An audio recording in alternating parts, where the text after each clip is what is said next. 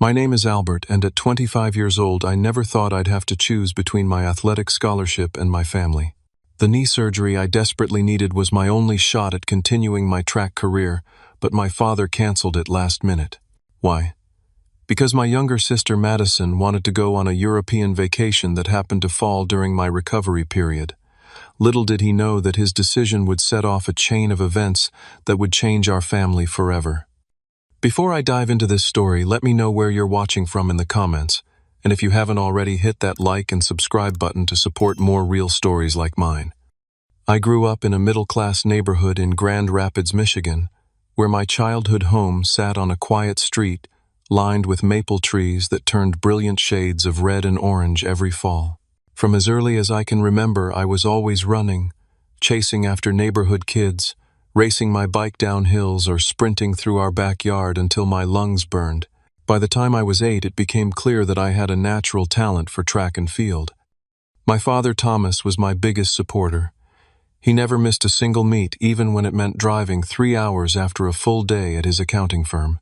I can still picture him standing at the finish line, stopwatch in hand, his face beaming with pride as I broke another personal record. Back then, I thought his dedication was purely out of love for me. Now I understand it was more complicated than that.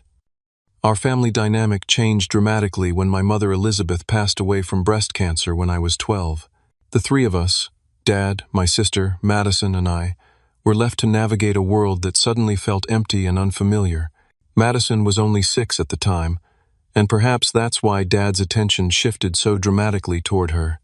Where once he'd balanced his time between us, now, Madison became the center of his universe. I don't blame him entirely. Madison was young and needed that extra care. She also looked strikingly like our mother, the same honey blonde hair, the same bright blue eyes that crinkled when she smiled. Sometimes I'd catch Dad staring at her with a mix of love and grief that was almost painful to witness. As Madison grew up, though, the favoritism became more pronounced. When I needed new track shoes, Dad would hesitate over the cost. When Madison wanted horseback riding lessons, he signed her up immediately. When I brought home straight, as there'd be a nod of approval. When Madison managed to pull her grades up to B's, there'd be a celebration dinner at her favorite restaurant. Despite this, I managed to excel in track and field throughout high school. My specialty became the 400-meter hurdles, an event that requires both speed and technical precision. By my senior year, I was ranked 3rd in the state, which caught the attention of several college recruiters. When Westlake University, one of the top athletics programs in the Midwest, offered me a full scholarship, it felt like all my hard work had finally paid off. Dad seemed genuinely proud when I showed him the scholarship letter. "This is your ticket, Al," he said, using the nickname only he ever called me. "Your mother would have been so proud." It was one of the few times since her death that he'd mentioned her to me directly, and it meant everything. College life at Westlake was transformative. For the first time, I was surrounded by people who were as passionate about track as I was. My coach, Gregory Phillips, saw potential in me that even I hadn't recognized. Under his guidance, I shaved seconds off my times and refined my technique. By sophomore year, I was competing at the national level with whispers of Olympic potential if I continued to improve. Meanwhile, Madison was finishing high school back home. She'd grown into a beautiful, charismatic young woman who could charm anyone, especially our father. She'd decided against pursuing sports or academics seriously, instead focusing on her social media presence and what she called her personal brand. Dad never questioned this choice, instead funding her photography equipment, clothing hauls, and weekend trips with friends that she claimed were content creation opportunities. It was during my junior year at Westlake that the pain in my right knee became impossible to ignore. What started as occasional discomfort after particularly intense workouts evolved into a sharp, stabbing sensation that would wake me from sleep. I tried to push through it using ice baths, anti-inflammatory medications, and extra stretching, but Coach Phillips noticed my time slipping. "Albert, we need to get that knee looked at," he insisted after watching me grimace through practice one afternoon. "This isn't something you can just tough out." The university sports medicine department referred me to Dr. Harrison, one of the top orthopedic surgeons in the state. After a series of MRIs and physical examinations, his diagnosis was clear. I had a complex meniscus tear with early signs of cartilage damage. If we don't address this soon, Dr. Harrison explained his expression, serious, you're looking at potentially career-ending damage. The good news is that with arthroscopic surgery and proper rehabilitation, you should be able to make a full recovery. The recommended timeline was clear surgery during summer break, followed by 6 months of intensive rehabilitation. If all went well, I could potentially return for the latter half of my senior year season, just in time to demonstrate my recovered abilities to any professional scouts or Olympic team selectors. When I called my father to explain the situation, he initially sounded supportive. "Of course, we'll take care of this, Al," he assured me. "Your future depends on it." We discussed the financial aspects openly. My university health insurance would cover most of the procedure, but there would still be significant out-of-pocket expenses, around $5,000 for the surgery, copay, and specialized rehabilitation equipment I'd need during recovery. Additionally, I'd need someone to help me during the first few weeks post-surgery, as I'd be essentially immobile. "You'll come home," Dad decided. "I'll clear out the downstairs guest room so you won't have to navigate the stairs. Madison can help with driving you to physical therapy appointments." For the first time in years, I felt like my needs were being prioritized in our family. Dad even mentioned taking 2 weeks off work to help during the most critical phase of my recovery. I scheduled the surgery for June 15th, giving me a full 2 weeks after the end of spring semester to get home and prepare. What I didn't realize was that Madison had plans of her own plans that would soon collide catastrophically with mine. I returned home in early June, mentally preparing myself for the surgery. The house looked exactly as it always had, the same faded blue exterior, the same creaking third step on the front porch, the same family photos lining the entryway. Madison's presence, however, was notably amplified. Her belongings seemed to have migrated into every common area: makeup on the kitchen counter, shoes scattered by the door, textbooks. She clearly wasn't reading, abandoned on the living room sofa. The evening after my arrival, during a slightly awkward family dinner of takeout Chinese food, Madison dropped her bombshell. "So I have amazing news," she announced, barely containing her excitement. "I got accepted to that study abroad program in London I applied for. It starts in September and goes through December." Dad immediately beamed with pride. "That's wonderful, sweetheart. I always knew you'd get in." I offered my congratulations, too genuinely happy for her. Madison had never shown much academic ambition, so this seemed like a positive step. "That's great, Mads. What will you be studying?" "Oh, art history and culture and stuff," she said, vaguely waving her hand. "But the really exciting part is that me and the girls are planning this amazing trip before it starts. 2 weeks in Greece. Athens, Santorini, Mykonos. It's going to be incredible for my Instagram." I nodded, trying to stay engaged despite the throbbing in my knee. "When are you thinking of going?" Madison's eyes flickered briefly to Dad before answering. "Well, that's the thing. The only time that works for everyone is mid-June to early July." The realization hit me immediately.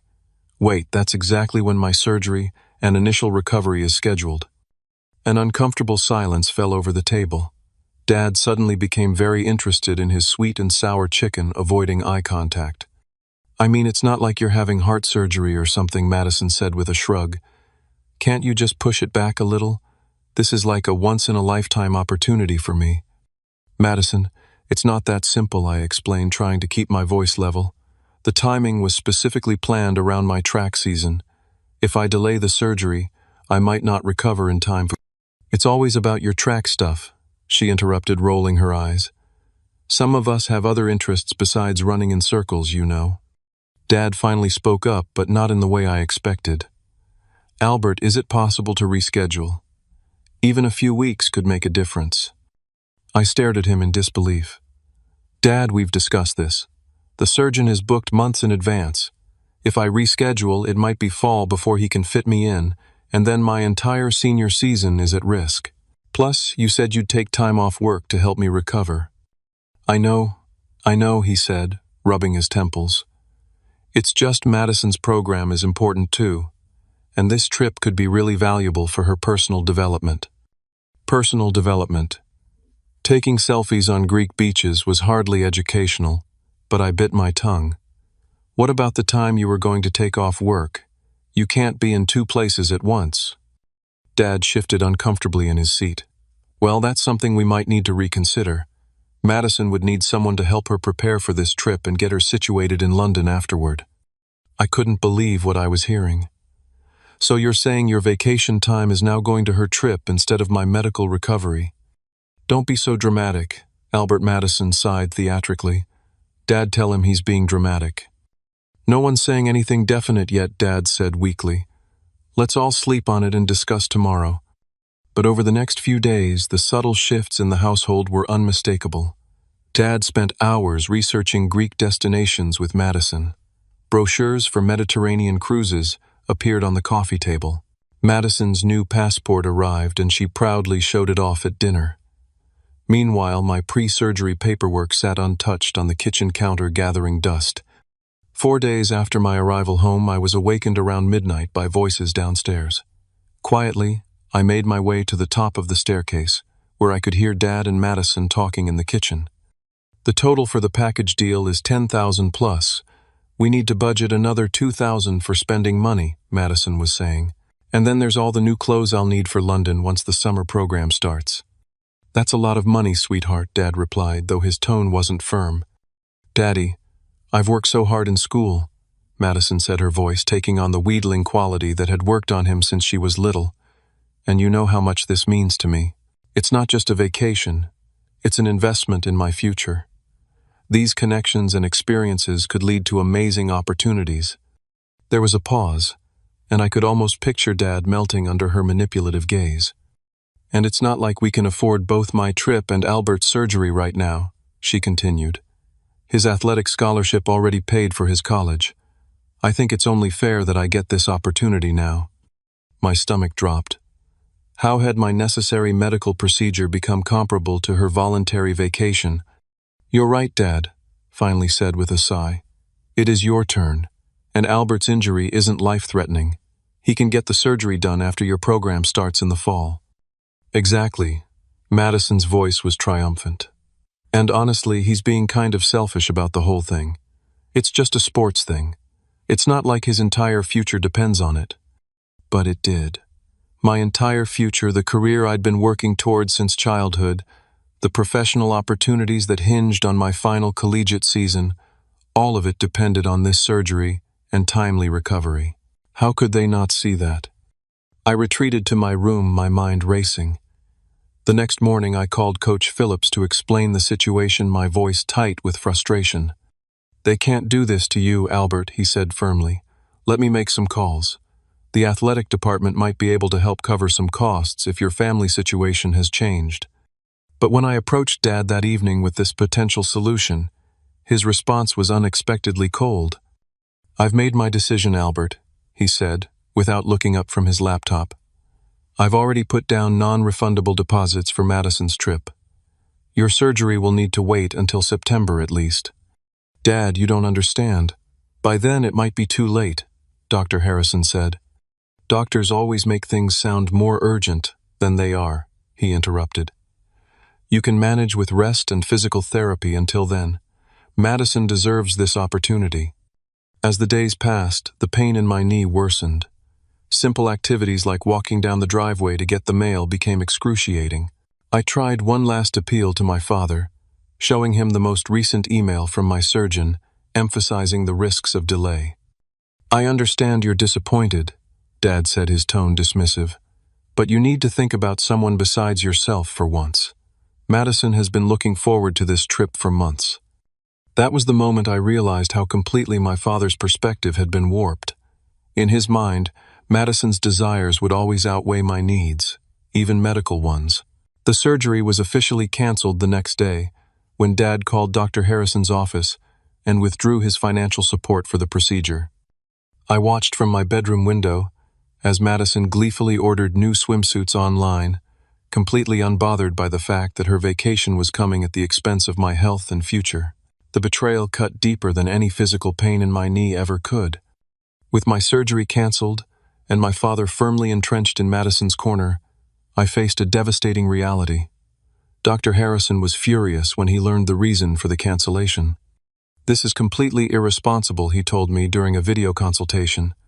Albert, delaying this procedure significantly increases your risk of permanent damage. The tear is already affecting the surrounding cartilage.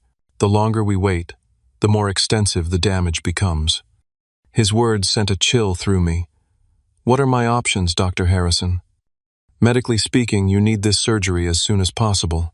Financially speaking, he paused, clearly uncomfortable. Well, that's more complicated. Have you looked into personal medical loans? I had, but with no credit history and no assets, my options were limited. The University Health Center offered payment plans, but I'd still need a significant down payment that I simply didn't have. Meanwhile, Coach Phillips was growing increasingly concerned. He'd arranged for me to meet with Diane Matthews, the athletic department administrator who oversaw scholarships. I'll be honest with you, Albert, Miss Matthews said during our meeting in her cluttered office. Your scholarship is performance-based. If you can't compete next season due to this injury, we'll have to reassess. But the injury is fixable, I insisted. I just need the surgery. I understand that, she said sympathetically, and we want to help. The department can contribute $1,000 toward your medical expenses through our Athlete Emergency Fund, but that still leaves you with a significant shortfall. $1,000 was better than nothing, but it wasn't enough. As I left her office, the reality of my situation crashed down on me. Not only was my health at risk, but also my education, my career prospects, everything I'd worked towards since childhood. Back at home, the atmosphere grew increasingly tense. Madison flitted around the house, packing and repacking her suitcase, trying on new outfits and taking selfies with different combinations of accessories. She'd occasionally ask my opinion on which sundress looked better for drinks in Santorini, or which sandals would be more Insta-worthy. Each question felt like another twist of the knife. One evening, as I was icing my knee in the living room, Madison bounced in holding two nearly identical white linen shirts. Which one should I bring for Dad? The one with the textured fabric or the plain one? I stared at her blankly. Dad. Duh. She rolled her eyes. He's coming with me for the first week to help me get settled. Didn't he tell you? He hadn't. The betrayal deepened. Not only had my father canceled my surgery and redirected the funds to Madison's vacation, but he was actually going with her, using the very vacation time he'd originally promised to help with my recovery. When I confronted him about it later that night, his justification was both predictable and infuriating. Madison's never traveled internationally before, he explained, not quite meeting my eyes. She needs guidance. You're an adult, Albert. You can handle things on your own. Handle things on my own, I repeated incredulously. Like my canceled surgery, or the physical therapy I can't afford, or the scholarship I might lose. Dad's jaw tightened. You're being dramatic again. Your knee will be fine for a few more months. And if your scholarship is really at risk, maybe you should consider whether running is the best path forward anyway. There are more practical career options. His dismissal of my athletic career, the one he'd enthusiastically supported throughout my childhood, felt like the final betrayal. But it also sparked something in me, a determination to find a solution without him. The next morning, I called my roommate and closest friend at Westlake, Taylor Richards. Taylor had been my confidant throughout college, the one person who truly understood both my athletic ambitions and my complicated family dynamics. Your dad did what? Taylor exclaimed after I explained the situation. That's beyond messed up, Albert. Tell me about it. I sighed, absently rubbing my throbbing knee. I don't know what to do. Come back to campus, Taylor suggested immediately. My summer sublease has an extra bedroom. It's nothing fancy, but it's better than staying there watching Madison pack for her vacation that literally came at your expense. Taylor was right. Remaining in that house was both emotionally draining and practically pointless. Dad had made his choice clear, and it wasn't me. When I announced my decision to return to Westlake early, Dad barely reacted. If that's what you think is best, he said with a shrug, before returning to his packing. Madison was even more dismissive. Try not to be so negative all the time, Albert, she advised condescendingly. Your attitude is probably making your knee worse. You should try meditation or something. The 4-hour drive back to Westlake was excruciating both physically and emotionally. Every bump in the road sent shooting pain through my knee, but it was nothing compared to the ache in my chest. The family I thought would always support me had abandoned me when I needed them most. Back on campus, the situation deteriorated further.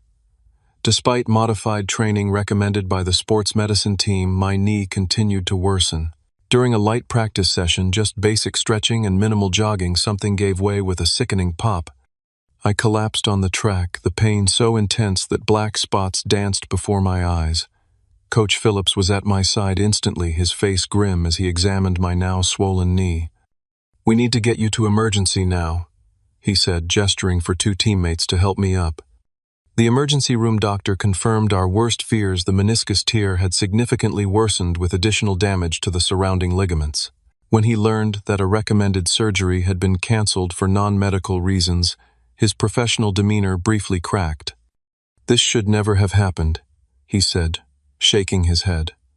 "You're looking at a much more extensive procedure now with a longer recovery time and potentially long-term implications for your mobility." I texted my father from the hospital bed, a simple message stating the facts. "Knee completely gave out. In ER now. Doctor says damage, much worse surgery now, more complicated and expensive." His response came hours later, after I'd been discharged with a heavy brace and prescription pain medication. "Sorry to hear that. Try to rest it. Madison and I leave tomorrow morning. We'll have limited cell service for a few days." That's when I scrolled through Madison's Instagram and saw her latest post, a flat-lay photograph of her passport, sunglasses, and a wad of cash with the caption, "Grease-bound. Thanks, Daddy, for making dreams come true, blessed. Travel bug Daddy's girl." The post had hundreds of likes already, including one from my father's rarely used account. The comments were filled with friends expressing jealousy over her amazing dad and her dream vacation. One of her friends had commented, "How much did this set your dad back? Must be thousands." To which Madison had replied, "Let's just say his accountant is going to have questions. Lol. Worth every penny, though."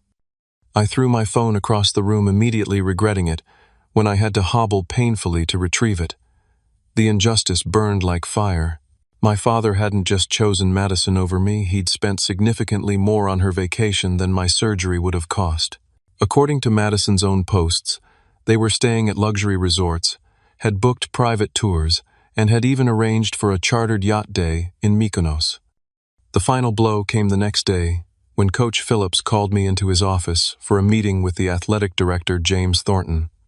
"Albert, I'll be direct." Director Thornton began, his expression serious. "With your current prognosis, we have concerns about your ability to compete next season.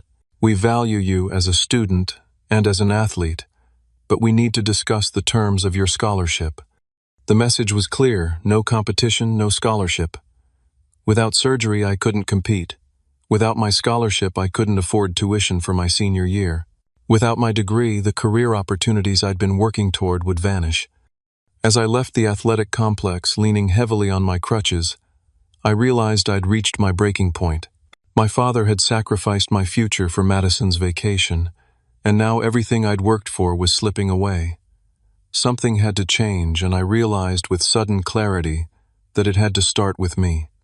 The aftermath of my knee collapse was a haze of pain, both physical and emotional. The sports medicine team fitted me with a more substantial brace and prescribed stronger pain medication, but these were merely band-aids on a wound that required surgery to truly heal. Each night I'd lie awake in Taylor's spare bedroom, staring at the ceiling, my mind racing with a toxic blend of anger, fear, and betrayal. Taylor, to his credit, was the friend I desperately needed during this time. He rearranged furniture to make the apartment more accessible, drove me to medical appointments, and even sat with me through particularly rough nights, when the pain was too intense for sleep. "Have you heard anything more from your dad?" he asked one evening as we picked at a pizza neither of us had much appetite for. I shook my head. Just some generic vacation photos in the family group chat. Madison lounging by infinity pools, Dad smiling with some ouzo at a taverna. They look like they don't have a care in the world. "While you're here dealing with this," Taylor gestured to my immobilized leg. "It's unbelievable, man." What made it worse was discovering through casual social media stalking just how extravagant their trip had become. Madison had posted a video tour of their suite at a 5-star resort in Santorini, complete with private plunge pool and caldera views, casually mentioning that Daddy upgraded us because the standard rooms were too basic. Another post showed her on a private yacht excursion, champagne in hand, with a caption about how her father had chartered it last minute because the group tours were too crowded with tourists. The money being casually thrown around on these luxuries was staggering. Based on the resorts they were staying at and the experiences they were documenting, my conservative estimate put their spending at well over $12,000, more than double what my surgery and recovery would have cost. The following week brought another devastating blow. I'd been communicating with Dr. Harrison about my worsened condition, sending him the emergency room reports and imaging. His response was grim. "Albert, I've reviewed everything he said during our video call," his expression somber. "The additional damage is significant. We're now looking at a much more complex procedure with a recovery timeline of 9 to 12 months, not the 6 we originally projected. And I have to be honest with you, even with successful surgery, there's now a higher risk of long-term limitations." The words hit me like a physical blow. What kind of limitations? It's hard to say with certainty until we get in there, but potentially reduced speed, less lateral mobility, possibly chronic pain with intense activity. Professional track might still be possible, but it would be a much more difficult road. I ended the call in a daze. 9 to 12 months of recovery meant my entire senior season was effectively gone. And with it, my best chance at professional recruiting, Olympic team consideration, everything I'd been working toward. That afternoon, I received an official email from the University Athletic Department. "Due to medical ineligibility for the upcoming season, your athletic scholarship has been placed under review. Please schedule an appointment with the Financial Aid Office to discuss options for the coming academic year." I'd lost my health, my athletic prospects, and now my scholarship, all because my father had prioritized Madison's vacation over my medical needs. The realization was like a dam breaking inside me. I sat on the edge of the bed, my injured leg throbbing in its brace, and for the first time since this ordeal began, I allowed myself to break down completely. Taylor found me there an hour later, still sitting in the same position, my face streaked with dried tears. "Albert," he said quietly, sitting beside me, "this can't go on. We need to find another way." "What way?" I asked hollowly. "I can't afford the surgery on my own. I can't compete without the surgery. I can't keep my scholarship if I don't compete. It's a perfect trap." "Then we break the trap," Taylor said with unexpected firmness. "You're not alone in this, even if your family has let you down. We start by getting you proper medical care regardless of your father." Taylor's determination sparked something in me. He was right. I'd been so focused on my father's betrayal that I'd fallen into passive despair. It was time to take control of my own situation. The next morning, I called the University Health Center and scheduled a meeting with their financial counselor. Meanwhile, Taylor reached out to our circle of friends on the track team, explaining my situation. By evening, he'd organized a small gathering in our apartment, 6 of my closest teammates, all determined to help. "We've been talking," said Marcus, our team captain. "This is bullshit what your family did to you. The team has your back." "We're setting up a crowdfunding page," added Jessica, who specialized in long jump. "Between the athletic department alumni and our social networks, we think we can make a significant dent in your medical costs." Their support was overwhelming, but even more surprising was the call I received the following day from Jason Reynolds, a Westlake track alumnus who'd graduated 5 years earlier and gone on to compete internationally before starting a successful sports management company. "Coach Phillips told me about your situation," Jason said when I answered. "I'd like to meet with you if you're up for it." We arranged to meet at a cafe near campus that afternoon. Jason, athletic and confident at 30 years old, listened intently as I explained the full situation, from the initial diagnosis to my father's betrayal to my current predicament. "I went through something similar my sophomore year," Jason revealed after I finished. "Different circumstances. Mine was a stress fracture in my foot that nearly ended my career, but I understand the fear of losing everything you've worked for." "How did you handle it?" I asked. "Not well at first," he admitted with a wry smile. "But I eventually learned that setbacks like these test more than your body. They test your resolve, your creativity, your ability to find new paths forward. The athletes who overcome aren't just physically talented. They're resourceful and determined." Then he leaned forward, his expression serious. "Here's what I'm proposing, Albert. My company has a foundation that supports athletes facing medical challenges. We can cover the costs of your surgery and initial rehabilitation. In return, when you're recovered, I'd like you to intern with us, sharing your experience with other athletes, helping develop our support programs." I stared at him in disbelief. "You'd do that for someone you just met?" Jason smiled. "The track community takes care of its own. Coach Phillips vouched for your character and your talent. That's good enough for me." For the first time in weeks, I felt a glimmer of genuine hope. With Jason's offer, the impossible suddenly seemed possible again. The surgery could happen. Recovery could begin. My future wasn't necessarily lost. That evening, I made one final attempt to reach my father. Not for financial help, that ship had sailed, but simply to inform him of my decision to proceed with surgery independently. The call went to voicemail, so I sent a text.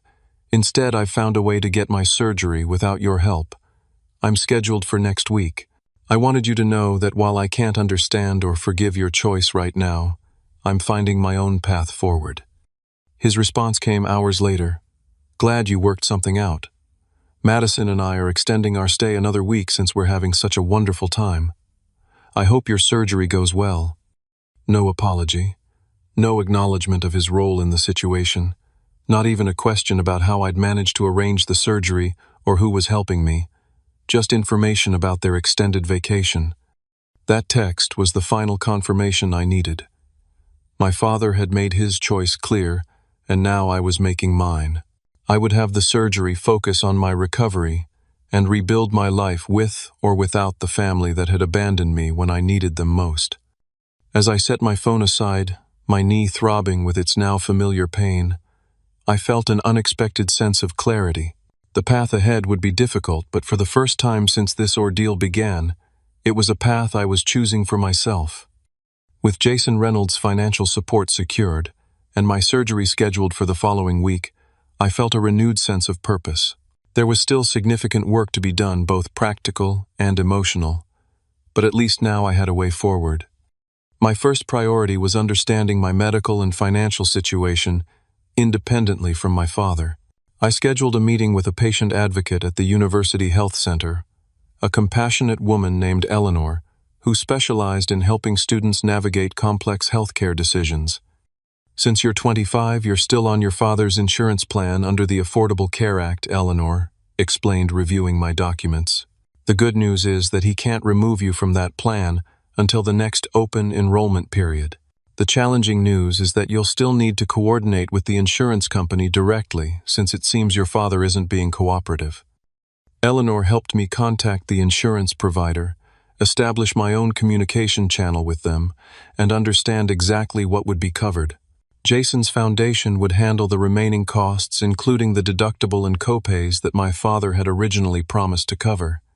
Next, I met with the University Financial Aid Office to address my scholarship situation. Without my athletic scholarship, I wouldn't be able to afford my senior year tuition. "Your situation is unusual but not unprecedented," said Martin Griffith, the financial aid director. "Given the medical nature of your athletic ineligibility, you may qualify for a medical hardship waiver, which would allow you to retain a portion of your scholarship while you recover. There was also the possibility of academic scholarships based on my solid GPA, as well as emergency hardship grants for students facing unexpected financial crises."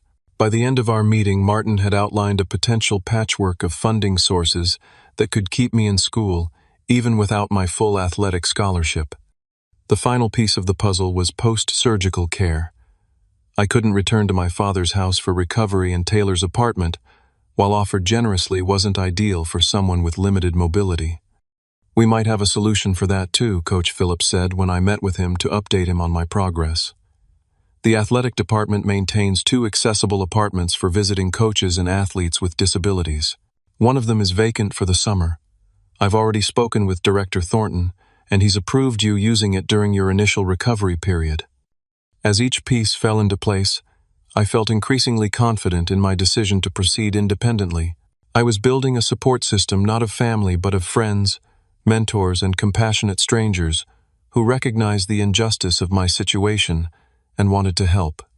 2 days before my scheduled surgery, I received an unexpected text from Madison. "Heard you're getting your surgery anyway. Don't know why you made such a drama about Dad paying for it if you could afford it yourself all along. Anyway, hope it goes well, I guess." Her message revealed just how completely she'd misunderstood or been misled about the situation.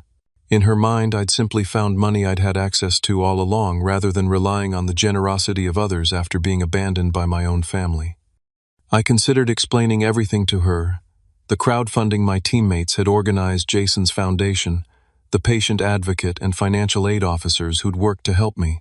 I wanted her to understand that her luxury vacation had come at the cost of not just my health, but my dignity, forcing me to seek charity for a necessary medical procedure. But what would that accomplish? Madison had shown no empathy throughout this ordeal. She'd watched me struggle with pain, knowing her vacation was the reason I couldn't get treatment, and had never once expressed genuine concern. Instead, I simply replied, "I'm glad you enjoyed your trip. My surgery is being covered by people who actually care about my well-being. I hope someday you understand what that means." I blocked her number after sending the text. It was a small act of self-protection, but it felt significant. A boundary established, a toxic influence temporarily removed as I prepared for the challenging recovery ahead. The day before surgery, I received a call from my father. It was the first time we'd spoken directly since I'd left home weeks earlier. "Albert," he began, his tone cautious, "Madison showed me your text. What did you mean about people who actually care? We're your family. Of course we care." The audacity of his statement left me momentarily speechless. When I found my voice, it was steadier than I expected. "Dad, you canceled my necessary surgery so Madison could go on vacation. You knew it could permanently damage my athletic career. You knew it put my scholarship at risk. And you did it anyway." "You're exaggerating the situation," he said dismissively. "Your doctor was being overly cautious, and Madison's opportunity was time-sensitive." "So was my surgery," I countered. "And now the damage is worse, the recovery will be longer, and my chances at a professional track career have been significantly reduced. All because you decided her Instagram photos from Greece were more important than my health and future." There was a long pause before he spoke again. "I think you're being unfair. I've supported your track activities for years. Madison deserved her turn to have something special. This wasn't about taking turns, Dad. This was about a necessary medical procedure versus a luxury vacation. The fact that you can't see the difference tells me everything I need to know." "So what are you saying?" His voice had an edge now. "That you're handling everything yourself from now on. That you don't need your family anymore." I took a deep breath, choosing my next words carefully. "What I'm saying is that I've found people who support me when it matters, not just when it's convenient, or when I'm winning medals that make them proud. I'm saying that I'm going to have this surgery focus on my recovery and rebuild my life. And right now I need to do that without the stress and hurt that you and Madison bring." "That sounds like an ultimatum," he said coldly. "It's not an ultimatum, Dad. It's a boundary. I need to focus on my health right now, and I can't do that while trying to understand why my own father chose a vacation over my medical needs." After another lengthy silence, he sighed. "Fine. Have it your way. Good luck with your surgery." The call ended, and I sat staring at my phone, a complex mix of emotions washing over me. I'd stood my ground, established my independence, and made it clear that his behavior was unacceptable. But there was no satisfaction in it, only a hollow ache where family support should have been. The morning of my surgery arrived with unexpected calm. Taylor drove me to the hospital where Dr. Harrison greeted me with professional warmth. "You've been through quite an ordeal to get here," he said as the pre-surgical preparations began. "But you made it, and we're going to do everything we can to get you back on track, literally and figuratively." As the anesthesia began to take effect, my last conscious thought wasn't of my father or Madison, or even my uncertain athletic future. Instead, I thought of the people who had rallied around me: Taylor, Coach Phillips, Jason, my teammates, the university staff who'd gone above and beyond to help. They were proof that family isn't always defined by blood, but by who shows up when you truly need them. I awoke from surgery to find Taylor dozing in a chair beside my hospital bed. The procedure had taken longer than anticipated, nearly 4 hours, due to the extensive damage that had developed since my original diagnosis. According to Dr. Harrison, they'd repaired the meniscus tear, addressed the ligament damage, and removed damaged cartilage fragments. "The good news is that we got everything cleaned up in there," Dr. Harrison explained during his post-operative visit. "The less good news is that your recovery timeline is going to be on the longer end of what we discussed, likely closer to 12 months than 9. But with proper rehabilitation and patience, I'm still optimistic about your long-term prognosis."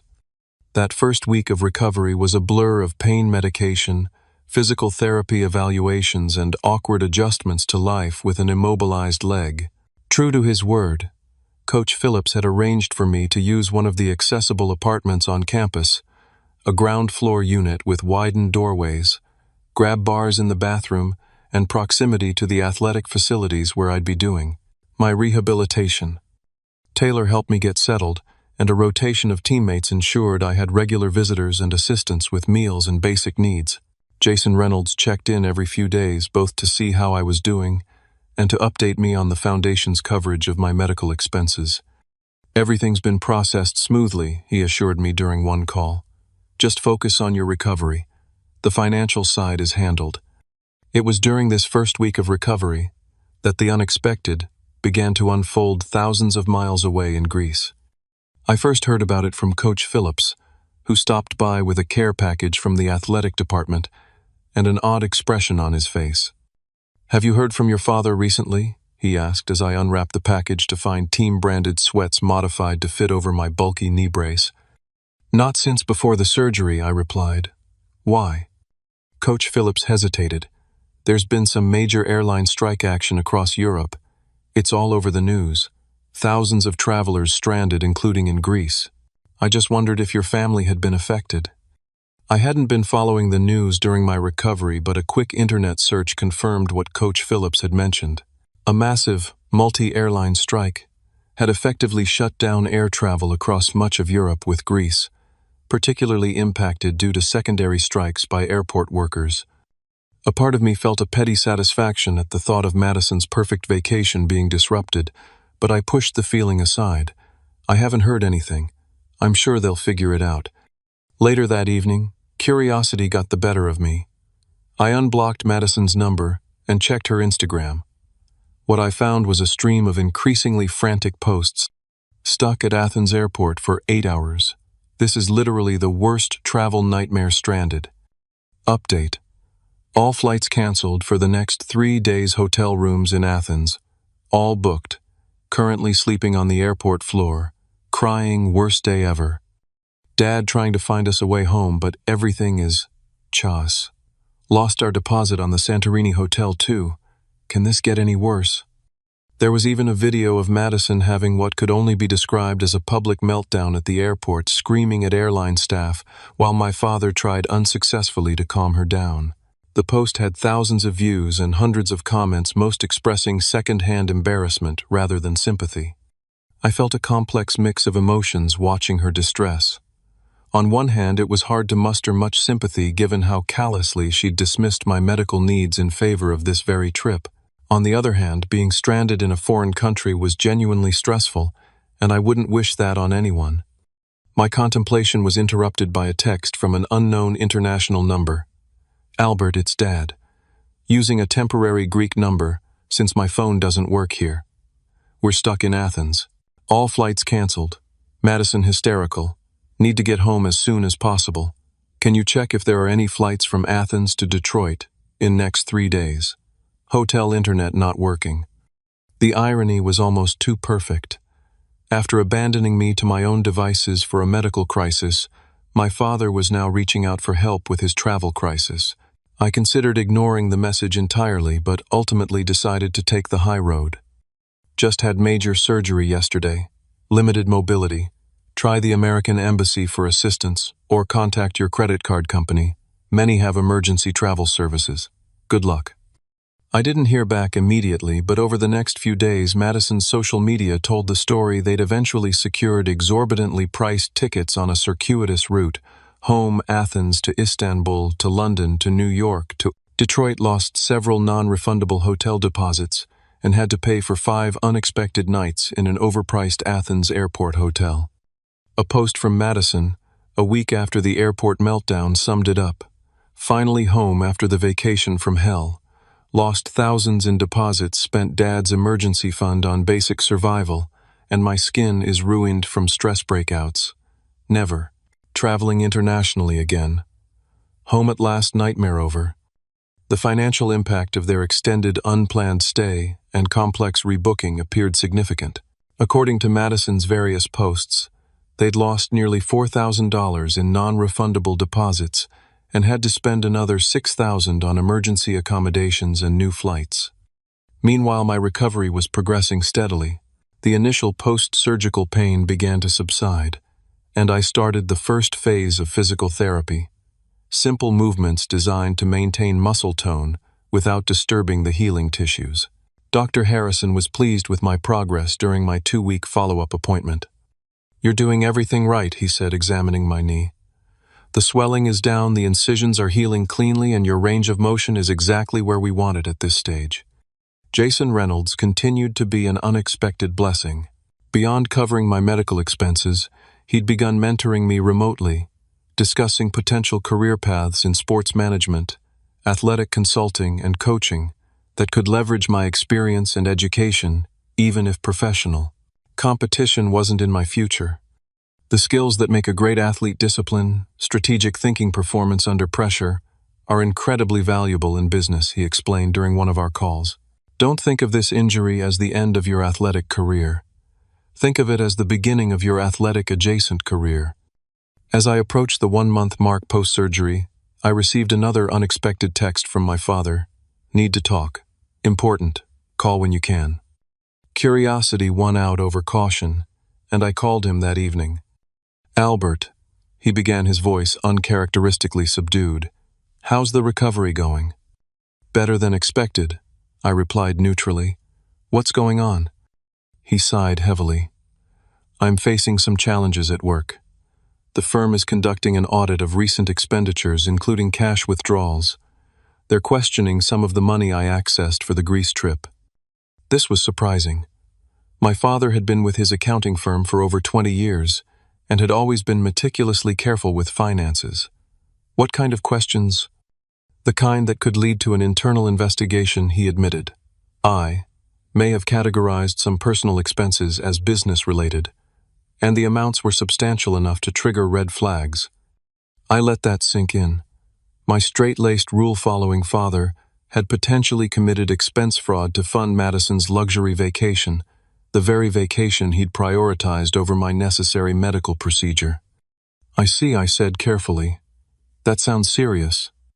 "It is," he confirmed, "and it's made me reconsider some recent decisions." Albert, "Dad," I interrupted, not ready for whatever justification or half-apology he might offer. "I'm sorry you're facing problems at work. I truly am. But I'm 1 month post-major surgery, focusing on a challenging recovery and rebuilding my academic and athletic future without the support I counted on from my family. I don't have the emotional bandwidth right now to help you process your regrets." There was a long silence before he responded. "That's fair. More than fair. I just wanted you to know that things aren't. They're not working out the way I expected." "They rarely do," I replied, thinking of my own dramatically altered path. "I hope you figure things out." As I ended the call, I felt a strange sense of peace.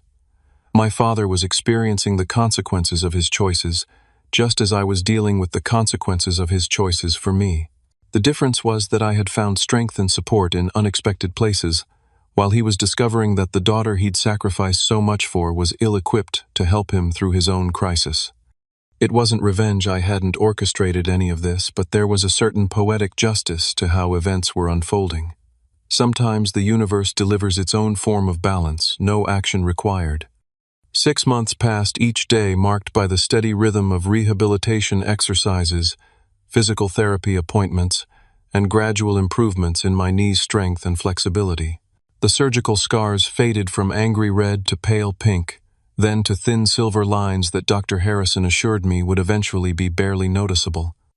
"Your progress is remarkable," he said during my 6-month follow-up. "You're actually ahead of schedule on most of our recovery metrics. How does it feel subjectively?" "Better every week," I answered honestly. "I still notice it during longer walks or when I try to jog, but the constant pain is gone. and I haven't needed pain medication in months. That's excellent news, Dr. Harrison smiled. I think we can start introducing more dynamic movements into your rehabilitation protocol.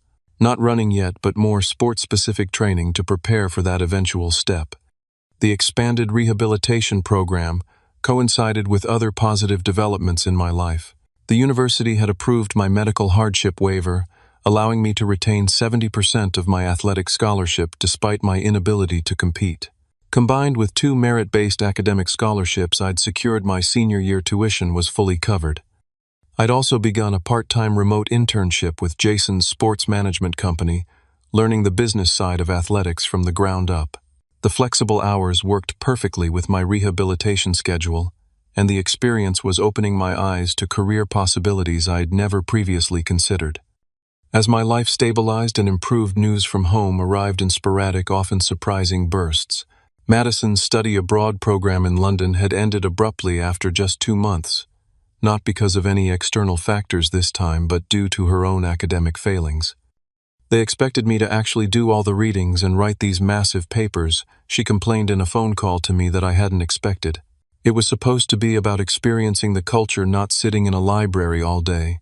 So unfair. Her tone suggested she expected sympathy for being held to basic academic standards, but I offered none. Most study abroad programs are academically rigorous, Madison. That's why they count toward your degree. Whatever, she sighed. Dad's super mad about it since he paid for the whole semester up front and they only refunded like 30%. But honestly, I'm glad to be home. London was cold and rainy all the time anyway. My father's situation had deteriorated further since our brief conversation months earlier. The audit at his firm had indeed uncovered financial irregularities, not just related to the Greece trip, but a pattern of increasingly blurred lines between personal and business expenses over the previous year, all coinciding with his escalating financial support of Madison's lifestyle. He hadn't been fired, which was something of a miracle given the circumstances, but he'd been demoted, placed on probation, and required to repay all misappropriated funds. The financial strain, combined with the professional humiliation, had taken a visible toll when I finally saw him in person during a brief visit home for Thanksgiving. He looked older, the lines around his eyes deeper, his shoulders slightly stooped. Madison still lived at home but spent most of her time out with friends, treating the house like a hotel and showing little awareness of the financial constraints her father now operated under. It was during that visit, while Madison was out, and we sat alone in the kitchen late one evening, that my father finally offered the apology I'd stopped expecting. "I made a terrible mistake, Albert," he said quietly, staring into his cup of tea. "Several mistakes, actually. I convinced myself that Madison needed more support, more experiences, more everything, that her happiness depended on me giving her whatever she wanted. And in the process, I failed you completely." I waited, letting him continue without interruption. "When you needed me, truly needed me for something essential, I chose her wants over your needs. I can't undo that decision or the consequences it had for your health and your career. But I want you to know that I recognize how wrong I was, and I'm truly deeply sorry." His apology was sincere, I could see that. But it came after months of pain, struggle, and rebuilding my life without his support. I couldn't simply pretend none of that had happened. "I appreciate you saying that," I said carefully, "and I believe you mean it. But trust isn't rebuilt with a single conversation. It takes time and consistent actions." He nodded, accepting this without argument. "I understand. I'm not asking for immediate forgiveness, just the chance to try to be the father you deserve going forward." We began rebuilding our relationship cautiously, after that regular phone calls, occasional visits when my rehabilitation schedule allowed. I maintained clear boundaries, particularly around financial matters and any situation involving Madison, but I allowed myself to reconnect with the father I remembered from childhood, the one who had stood proudly at the finish line, stopwatch in hand. As my senior year progressed, an unexpected opportunity emerged. Coach Phillips approached me about becoming a student assistant coach for the track team. "You have a unique perspective now," he explained. "You understand both the technical aspects of competition and the mental challenges of dealing with injury and setbacks. The younger athletes could learn a lot from you." I accepted the position, discovering a genuine passion for coaching that I'd never anticipated. Helping other athletes refine their technique, develop their mental toughness, and navigate the challenges of collegiate athletics gave me a sense of purpose that filled much of the void left by my own competitive career. By the time graduation approached, I had developed a clear vision for my future. Jason had offered me a full-time position with his company, with a focus on developing support programs for athletes facing career-threatening injuries. Additionally, I'd been accepted to a master's program in sports psychology that I could complete part-time while working. The journey from that devastating moment when my father canceled my surgery to the confident, purpose-driven graduate I became was neither straightforward nor easy. There were dark days of pain and doubt, moments when I questioned whether I'd ever fully recover, and times when the sense of betrayal threatened to consume me. But through it all, I discovered an essential truth: family isn't defined solely by blood relations. It's created through actions, support, and showing up when it matters most. Taylor, Coach Phillips, Jason, my teammates, Dr. Harrison. These people became my chosen family during my darkest hours, demonstrating the kind of unconditional support I'd wrongly expected would come only from my father. I also learned that true strength isn't about never needing help. It's about having the courage to accept help when necessary. My initial resistance to seeking support, born from pride and a lifetime of self-reliance, nearly cost me everything. Accepting the generosity of others didn't diminish me. It empowered me to heal and grow in ways I couldn't have managed alone. Perhaps most importantly, I discovered that while we can't control the actions of others, even those closest to us, we always retain control over our own responses. My father's betrayal could have been the beginning of a downward spiral of bitterness and victim mentality. Instead, it became the catalyst for building resilience, establishing healthy boundaries, and creating a future defined by my choices rather than his. Today, my knee bears the scars of both the surgery and the journey that followed. It will never be quite the same as it was before. Dr. Harrison was right about certain limitations that would remain, but it's strong enough for a different kind of race than the one I originally envisioned for myself. And perhaps that's the most valuable lesson of all. Sometimes, our greatest setbacks lead us to paths we never would have discovered otherwise. Paths that ultimately prove more meaningful than those we originally planned to follow. If you've ever had to rebuild your life after betrayal or disappointment, I'd love to hear your story in the comments below. How did you find the strength to move forward? What unexpected support systems emerged when you needed them most? Don't forget to like and subscribe if this story resonated with you, and share it with someone who might need to hear that. There's always a way forward, even when those we trust the most let us down. Thank you for listening to my journey. Remember that sometimes when one door closes, it's up to us to build an entirely new house.